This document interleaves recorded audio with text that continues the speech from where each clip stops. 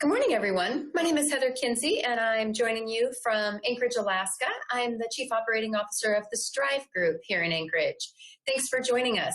Today's session is the final webinar in a three-part series on performance management for remote workers. You can find this session and our future programming, as well as previously recorded sessions, on our website at thestrivegroup.com. And if you're joining us live, you'll notice that there is a chat function on the right-hand side. My fantastic employee, Marshall Watson, is joining us today as our moderator, and he will absorb all of your questions or observations. And because he is joining us remotely, he lives about an hour north of here, he will be texting me on my trusty device so I can address your questions or your observations throughout the session. So thanks for engaging with me in that manner. If you are watching this as a previously recorded session and you have a question or an observation, you can contact me on Twitter or on LinkedIn, or my email will be on the very, very last slide, and you can do so at that time. But you'll notice here at the bottom is my Twitter handle, and you can also reach out to me live in that manner. All right, so let's go ahead and get started. As I said earlier, this is the last in a three-part series on performance management. And so I think it's helpful for me to explain how I define performance management to put it all into context. I think it's an ongoing dialogue between a supervisor and his or her team. I think that that dialogue includes things like, here is what I need you to do, or who I need to do it. Here is why I need you to do it. That's the expectations. Then I think that dialogue evolves to how I want it done, or when I expect it to be completed. That is the standards. And then I think that dialogue evolves to, this is how I'm going to monitor your success, or this is how I'm going to measure whether or not you are meeting the standard. So how I'm going to monitor, how we're going to measure your success, that is part of the dialogue. From there, it's an analysis and observation about what you're getting, right? You asked for this, you got this, let's talk about those results or those outcomes, right? That is that's a combination of how can we coach, how can we correct, how can we acknowledge, and so on and so forth. Then it leads to the actual feedback or the recognition of that result or that outcome, right? But this is an ongoing dialogue. I have it here in linear form, simply to let you know that there are phases in the process. But that's not to say that I believe it is fully a linear process. I don't think that we can clearly say as supervisors, well, I started the performance management process on a Monday and I finished it on a Wednesday. I don't think that's reasonable. I think that it becomes quite the asynchronous or nonlinear process in that a reasonable manager, and one that is truly being accountable for his or her performance management, I think that it becomes more like a ping pong, and that process will vary based on the situation, the employee, the learning style perhaps of the employee, the communication style, or the type of monitor and measurement that you're doing, or monitoring and measurement that you're doing.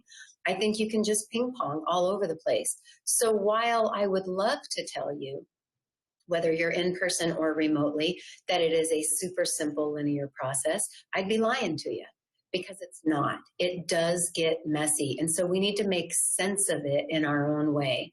And so in the first webinar of this series, I talked about the first three buckets: expectation, standards, and monitoring and measurement.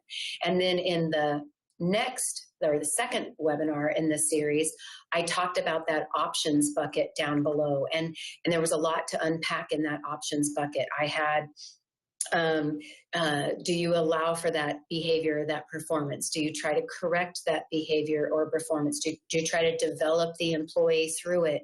And so on and so forth, right? I unpacked all of that in the second webinar. Today's webinar will focus specifically on the now what, right? So we got a particular type of performance or an outcome or a result, what do we do with it? And where I left you in the last webinar was with this analogy, that our performance as a workforce needs to look more like the high jump than it does like the limbo. And what I meant by that was, if the bar is your standard as a supervisor, here is what I expect, then it is not appropriate for our employees to be sneaking under that bar and no one's making a fuss, right? It is appropriate for our employees to either meet the bar or clear the bar. And if that happens, we make a fuss, right? Meaning that we reward or we recognize or we otherwise show our, really good appreciation or really strong appreciation for them either meeting or exceeding the bar. All right, so that's where we are today. So let's talk about that. We have our outcome or we have our result. What do we do? And so before I can jump into why managing or doing this with a remote workforce is slightly different, let's unpack a little bit about the subtle differences between the four things you see on that slide. You see the word recognize or recognition, feedback, appreciation, and reward, right? So those are the four things. Now, this webinar today is really only going to dive in to recognition and feedback, but I do think that it's important that I discuss the two other words up on the slide. So let's start with this one, appreciation. I got to tell you, as a manager, you better darn well scoot and be showing that you appreciate your workforce, whether they are remote or whether they're right next door, right? And you need to do this on an ongoing basis, regardless of their performance. That is worthy of repeating. That's why I don't have it as a necessary part of the cycle of performance management, because I personally believe that you as a supervisor, you need to show that you appreciate your staff regardless of whether or not they're your rock stars or they're, not performing to the standard that you had expected. Okay, so real quickly though, before I advance past this slide, if you have a remote workforce, I think it is more important for you to proactively show that you appreciate them. And you're going to do that in slightly different ways when you're remote. So, when we're here in the office, so my office is located in Anchorage, Alaska. And as I said earlier, Marshall lives an hour north from here. But when Marshall is in the office, I bake for him. Now, I know he's moderating this right now and he's thinking, yeah, I'm going to start coming into work more often. Or on the other hand, I'm on a diet. I'm going to keep this teleworking gig going or whatever the case may be. But because it's different, right? When he's remote or when he's here, that's how I show I'm appreciative of him. It could be because I'm Southern. It could be because I like baked goods myself. It doesn't really matter. I know it works for him. He appears to like it. And so I am going to show that I appreciate him in that manner. Likewise, when he is physically here, he shows he appreciates me by doing a variety of things, right? But once we're remote, I lose that option, right? I don't have time to commute an hour north and to drop him off some baked goods, nor does he have time to zip on into the office and get me a Diet Coke, right? Those are the two gifts that we all often show or give to each other to show that we appreciate. So we have to do it in other ways. And to be honest, I'm not that great at it, right? I'm so used to having people down the hallway that when they are remote, I forget to drop in on them and tell them, thank you for being with me. Thank you for being an employee. Thank you for being goofy or whatever. I forget to proactively drop in on them and show my appreciation. And I need to get better at that. And I'm guessing that you do too. Right? But that's appreciation. It's very personal, and it's definitely not tied to any type of performance. It's really just tied to them being a part of your team and that they need to feel valued and feel like someone is grateful for their presence. But the next thing is a specific targeted thing, but it is an acutely it's an acutely used tool, meaning that it should be used for a targeted thing. So for instance, with Marshall and Dave, who are both working remotely for me right now, I might identify a specific outcome, and that if they can meet that specific outcome, they are going to get a reward of some sort, right? But then that reward goes away. It's not like my appreciation that should be omnipresent. It is a thing that comes in and comes out. It is targeted, it is acute, and then it goes away. If I make it something that happens all the time, then I'm just breeding an entitlement philosophy, right?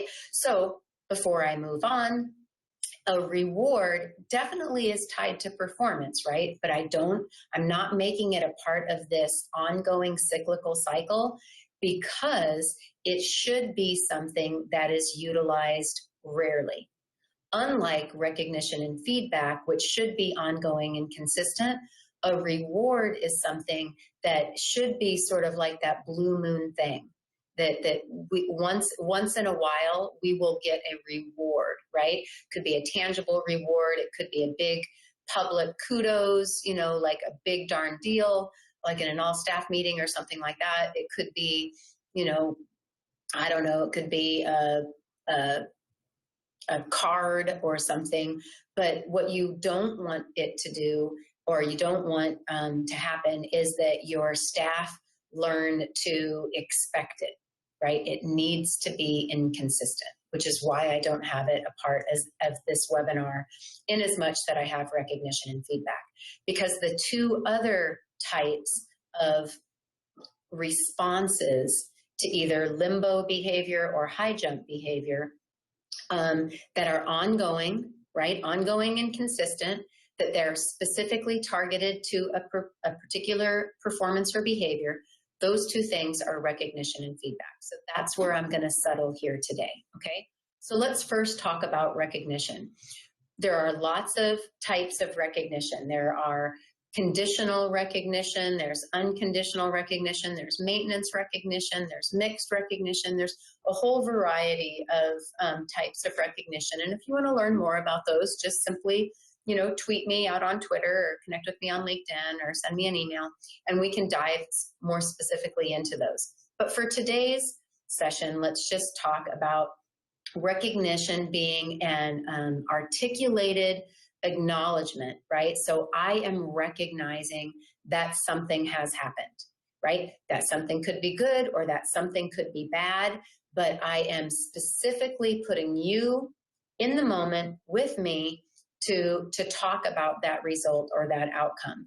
The goal of me having such an acknowledgement with you is to reinforce a specific behavior, or to improve upon a particular behavior or a particular aspect of your performance.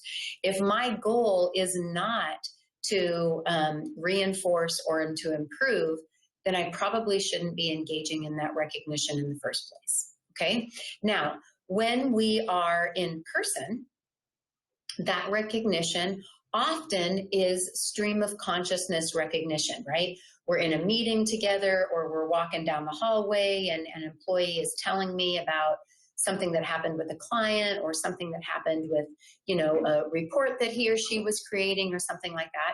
So it's very natural for me to say things like, oh gosh, that's excellent. Gosh, I'm glad that you were there for that. Or, wow, it's a good thing. It's a good thing we had you to solve that problem, right? That's pretty stream of consciousness stuff, and very, very likely to occur when we are in person, or when we are in the office here together.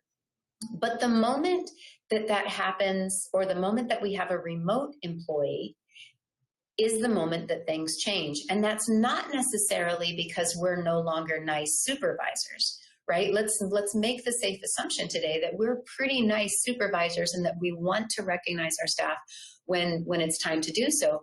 But two things are working against us in that particular instance. The first is that we may not know that the particular outcome occurred, or that something happened in the workplace that would have ordinarily driven us to recognize the good or the bad in that situation. And what I mean by that is we have a remote workforce. it's not likely that Marshall or Dave or Jasmine or Rick or Denise or whoever is working with me, it's not likely that in a remote situation that they are going to hop on the phone and say, oh my gosh, this just happened. Or it's not likely that they're going to instant message me in the moment, right? And to tell me that the client is doing X or that a colleague has done Y, right? In a regular office setting, we hear about that. We hear about it in the break room, or we're present in the moment, or we hear it in the hallway, right? In a remote situation, that it's totally lost for us. So we are highly dependent upon someone giving us that information, but it's not intuitive for them to do so. So that means to engage in recognition in a consistent and positive manner, we as a supervisor have to reach out, figuratively speaking, and solicit information from our staff, right? Hey, how did that meeting go with that client? Hey, I understand that you worked with finance on X, Y, or Z.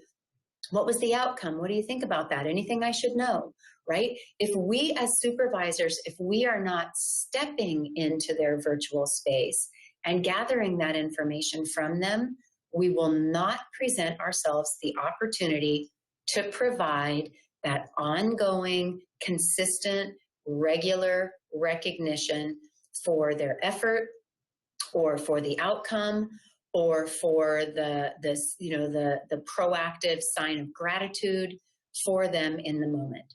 So that's what's different in a remote setting with recognition.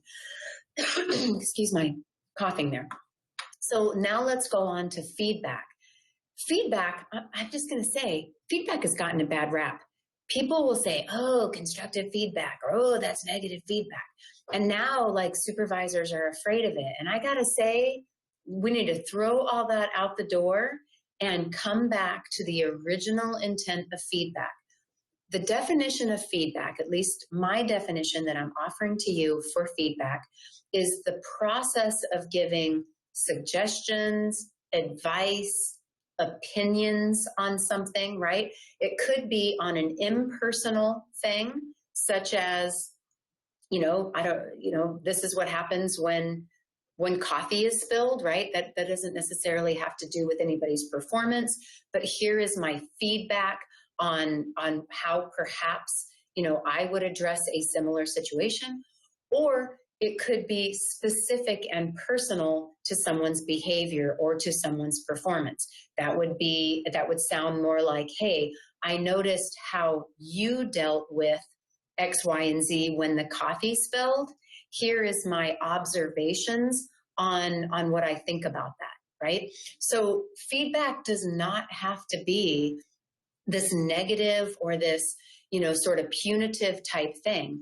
It can simply be insights and suggestions and opinions on what observable behavior occurred. Okay? Excuse my coughing again. The goal of feedback, very similar to the goal of recognition, needs to be to improve or enhance something.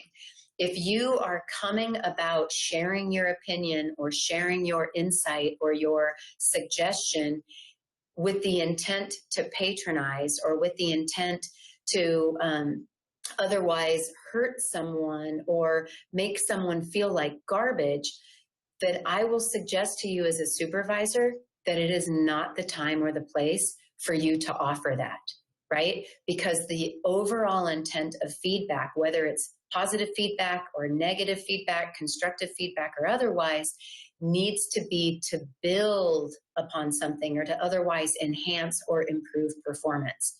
So what makes this different in a remote setting is twofold. One, we have the same type of issue that we have with recognition. In an in-person setting, we have the ability to see and hear things probably quite a bit more than we do in a remote work environment. So our job as a supervisor is to reach out and solicit, things like, hey, how did that interaction happen? What was the outcome there? Did the client appear to be happy or, a little dissatisfied with our service? What do you think about that? Here are my opinions, right? It takes a more proactive approach once we have a remote setting. But another thing about the remote delivery of feedback is that the supervisor has to be more aware of context. And that is because feedback has a tendency to be more opinion-aided or more, this is my perspective, versus just factual, right? In recognition, when you are reaching out and saying, hey, I am happy that this happened, or hey, I am really, really excited that you were the one to handle that because you were expertise, that has a tendency to, the context of that has a tendency to all be pretty literal. But when you open it up to opinions and insights and suggestions, then it is heavily reliant upon context. And when that is the case, and we are remote, so those two things are in play, that puts the burden on the supervisor's shoulders to be more careful with his or her words, or more careful with his or her facial expressions, because, you know, we're so intent here on the camera, right? Picture to picture. So we have to be more mindful and more careful on our word choices and whether or not we're in a good mindset and in a good place to deliver that feedback. Because if we're doing it when we're angry or when we're frustrated or when we're otherwise disappointed, I promise you, you won't be able to hide it, right? And if as a supervisor or a leader, you need to neutralize that a little bit, then you're going to need to either do it at another time or schedule it, or perhaps do it via audio conference, not video conference, right? If this is what you're worried about, and so on and so forth. And so the execution of this changes, as you can imagine, once we enter at a remote situation. So for both recognition and feedback, I have 2 slides on this. Bear with me here. I know we're coming up on time. But for both recognition and feedback, when you are in a remote worker situation, as a reminder, I think as a supervisor, you need to be proactive and assertive, but more importantly, you need to plan it, right? So because it needs to happen more consistently and more proactively, unlike you just walking down the hallway or seeing someone in the break room or hearing about something in a meeting and popping into their cubby, we are going to have to schedule the interruption, right? So plan for and schedule the proactive delivery of recognition and feedback, right? Because we can't do it stream of consciousness or ad hoc. I also think we need to choose the right medium. As I said in the previous slide, depending upon the situation, whether you're angry or frustrated or elated or excited or, you know, whatever emotion may be teamed with the recognition and feedback, you'll want to choose the right medium that will carry that well. You know, so a phone call is not going to carry something as much as a video call will, or instant message, you know, on Slack or on Microsoft Teams is not going to carry itself in the same way as a phone call, and so on and so forth. As a matter of fact, I'd encourage you to go back to a previously recorded seminar or webinar that I had on communication cues when dealing with remote workers, because it'll specifically talk about how we need to accommodate depending upon the medium we're using. I also think that once we are in a remote situation where whether we have full remote teams or just one remote employee, we need to start thinking about the delivery of that recognition and feedback. Is it best served public or is it best served private? Now, I'm a firm believer in praising in public and criticizing in private, but that doesn't mean that I think all praise should be public. Depending upon the situation, depending upon what type of recognition or what type of feedback needs to be offered, depending upon the employee and how it's likely to be perceived, you may choose that a public display of recognition and feedback, even though it's positive, is not the right one. And so I think that you as a supervisor, you need to adapt, whether it's public or private, depending upon the situation and the employee at hand. I also think that you need to make sure that your recognition is timely. Now, I'm going to say that even if you're not dealing with a remote workforce, because there's nothing that bothers me more than recognition and feedback that comes like 6 months late. But when we're dealing with a remote workforce, I think it becomes even more important to make sure that it is as close to the actual performance or activity or effort or behavior as humanly possible, even if it's a quick text message during a meeting. Hey, I think that you're really presenting us well. I really, really appreciate that, right? That is timely. And I'll tell you, that'll get much better results than you saying, like, the next time you think about it, oh, by the way, you did a good job 2 months ago. Duh, so just keep that in mind. I also think that when you are remote and you're doing a one-on-one feedback or recognition session, so to speak, you need to check in first. And what I mean by that is you need to try to figure out where their mindset is or where their attitude is when you drop in on them. Because when we're here in person, we probably know, right? You can always tell when you have to walk on eggshells around somebody, or if someone is feeling pretty upbeat and positive about themselves, or when someone is feeling kind of, crappy about themselves, excuse my language. But once we go remote, we have absolutely no idea, right? Unless we just came out of a video conference with that person, we really have no idea. So I would suggest if you hop on the line with them, or if you're, texting them, or if you're video conferencing, do a very, very quick check-in. Hey, how's it going today? Is there anything I can help you with? That allows you to understand better where their mindset or where their mood is at the moment, so you can adapt your recognition and feedback in the best possible way. Because if you come at it assuming you know what their attitude is, it may bounce right off of them and they don't even hear it, or they may absorb it in the wrong way, right? So just keep that in mind. And then, of course, and I've already said it, so I won't belabor it, be specific, be direct. There's absolutely no reason to beat around the bush with recognition and feedback. Be targeted. That is the best way to reinforce the same type of behavior or to improve a particular type of behavior. And then the last things when you're delivering this via remote employees is you must allow time for two-way engagement. When we are here in person, it is assumed that there'll be two-way engagement. But when we are remote, we have a tendency to railroad the conversation, right? We also have a tendency to make it short, right? Because we're interrupting otherwise their day. So make sure that you allow for, both in time and in the medium that you're using, two-way engagement, so they can engage with you, whether it's asking questions or seeking clarification or demonstrating humility or whatever the case may be. Allow them to be a part of the recognition and feedback.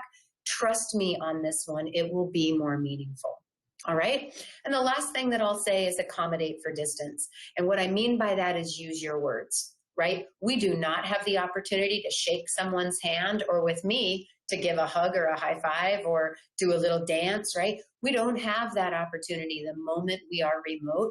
So we have to make up for it with words, especially if we're not doing a video conference. If we're doing a video conference, I can at least smile and, woo-hoo, or do whatever the case may be. But if I am not, if I'm only instant messaging, or if I'm only calling or something like that, I have absolutely no way to be present with them, literally speaking. And so I am going to have to accommodate with my words. And that shortens the distance. So it could be me saying, hey, I'm giving you a big high five right now because I'm super happy about that. Or, hey, I'm kind of back on my heels here because I'm a little frustrated with what the outcome was. So I'm not going to lie to you. I'm kind of sitting back and I'm a little bit defensive right now, right? So use your words to accommodate the long distance when you are engaging remotely. So as a recap, that is the phase or the process of performance management. So let me see if there's any questions in from Marshall. There are two, so bear with me. I've got 1 minute to answer them. Is there a recommended frequency for providing feedback? That's a great question. I would say no. I think it depends. I think some of your staff, if you give direct, specific, really sincere and authentic feedback in your once a week staff meetings, I think that's probably enough to keep them going, right? Provided you're not, a jerkwad for the other 4 days of the week, right? I think that's probably enough. But for some staff, they're going to need, especially like if it's a new task that they've been trying out, or this is a new environment that they're in, I think they're going to need a little bit more proactive feedback and recognition from you. Because you imagine they're a toddler, right? Not like really a toddler at their maturity level, but remember when we had kids or you had a niece and nephew or whatever that was a toddler, and they'd take a step and they'd look up to you as if to say, how'd I do? Is that good? Right?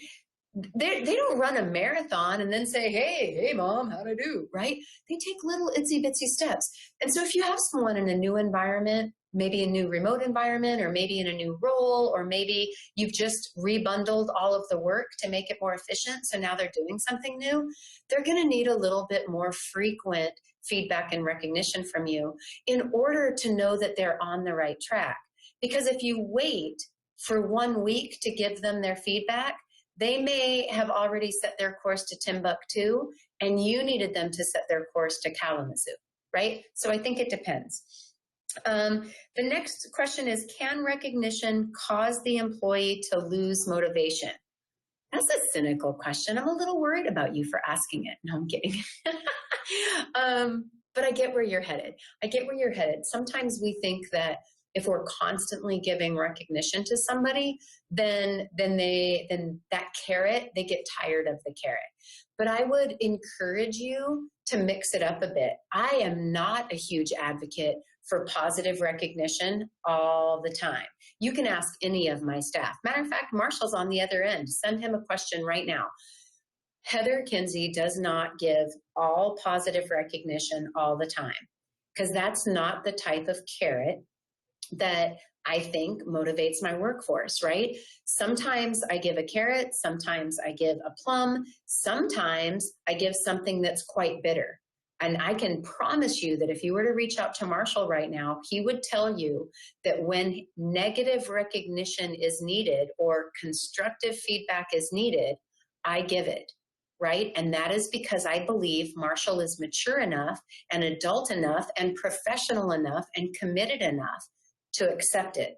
Now, hopefully I'm doing my job right and I'm delivering it in a professional and respectful manner. So I'm not being a jerkwad to him, right? When I'm delivering something that is perhaps not positive or not pleasant, but I mix that up. If I were the type of supervisor to only give positive kudos all the time, I'd probably have a lackadaisical or an entitled or an unmotivated and disengaged workforce over time.